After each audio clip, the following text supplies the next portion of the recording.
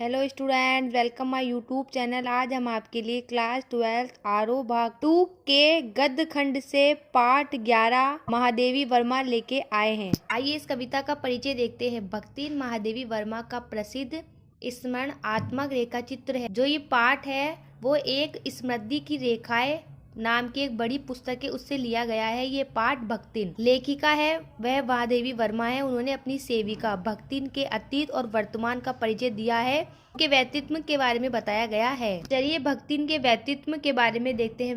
भक्तिन छोटे कद और दुबले पतले शरीर वाली स्त्री थी। वह एक गांव में रहने वाली स्त्री थी। छोटी आंखें, पतले होठ तथा हमेशा गले में कंठ की माला पहनने वाली थी। भक्तिन का असली नाम लक्ष्मी था, लेकिन उसने अपनी स्वामिनी से प्रार्थना की थी कि उनके नाम का प्रयोग न किया जाए।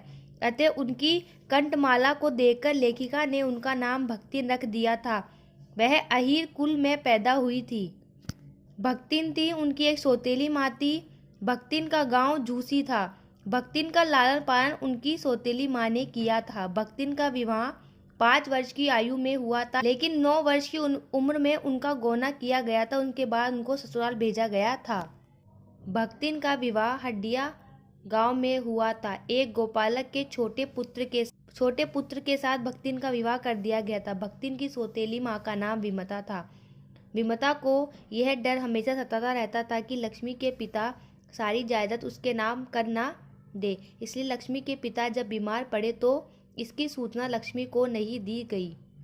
संत पिता की मृत्यु का दुखद समाचार उसे मायके आकर ही मिला। सौतेली माँ का पूरा व्यवहार देखकर उसने मायके में पानी तक नहीं पिया और वापस ससुराल लौट गई। भक्तिन को ससुराल में भी बहुत दुख मिलता था। भक्तिन की सास के 3 बेटे थे। तीनों बेटे कमाने वाले थे। भक्तिन की 2 जेठानियाँ थी, उनके बेटे थे और भक्तिन के 3 बेटियाँ थी। इसलिए भक्तिन की सास सारा काम भक्तिन और भक्तिन की तीनों बेटियों से करवाती थी। भक्तिन ने जब अपनी बड़ी बेटी की शादी की थी, उसके कुछ दिनों बाद भक्तिन के पति का देहांत हो गया। उसे ये डर सताने लगा कि कहीं उसकी संपत्ति को कोई हड़प ना ले। इसलिए उसने अपनी बेटियों की शादी कम उम्र में ही कर दी। भक्तिन ने अपने बड़े दामाद को घर जमाई बना लिया। भक्तिन का दुर्भाग्य था कि बड़े दामाद का भी निधन हो गया। भक्तिन और भी परेशान हो गई। जो भक्तिन थी उसके जेठ के लड़के का साला लक्ष्मी की बड़ी बेटी से शादी करने की जिद में जबरदस्ती घर में घुस गया तो बड़ी लड़की ने उसे अच्छी तरह से पीटा और उस युवक ने सभी से झूठ बोल दिया कि लड़की ने मुझे बुलाया था। उसकी बातों में आकर पंचायत ने भी उन्हें पति पत्नी की तरह साथ रहने का निर्णय सुना दिया।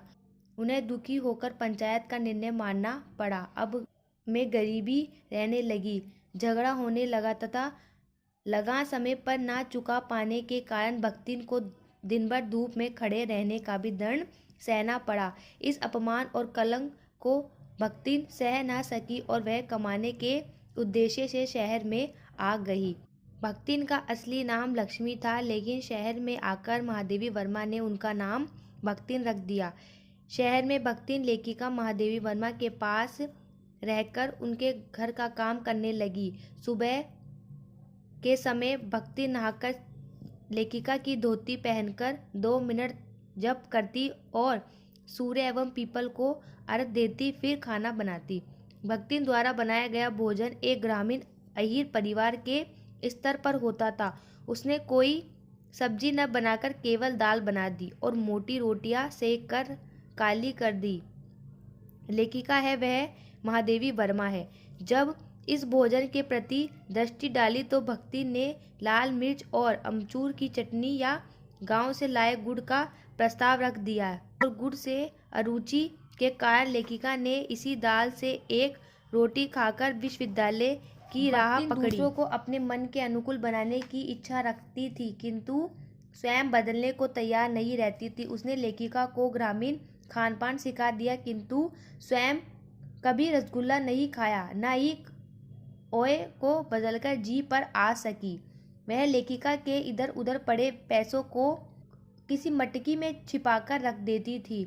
उसका मत है। अपना घर ठहरा पैसा रुपया जो इधर उधर पड़ा है देखा, संभाल कर रख दिया। वह अपनी बातों को सबसे ऊपर रखती थी। भक्तिन पढ़ी लिखी नहीं थी और वह हस्ताक्षर करना भी नहीं सीखना चाहती थी, किंतु उसके पीछे उसका यह कारण था कि उसकी मालकिन पूरे दिन पढ़ती रहती थी। यदि वह भी पढ़ने लग जाती तो घर का काम कौन करेगा। लेखिका के साथ भक्तिन हर समय उपस्थित रहती थी, जिससे लेखिका को जिस किसी भी चीज की आवश्यकता हो तो वह उसकी मदद कर सके। वह लेखिका के साथ बद्रीनाथ और केदारनाथ भी गई थी। भक्तिन की बेटी और दामाद बुलाने आए तो वह लेखिका को छोड़ने का मन नहीं बना पाई। लेखिका के सामने भक्तिन धन को महत्व नहीं दिया, वह लेखिका के लिए अपना सब कुछ लुटाने को तैयार थी।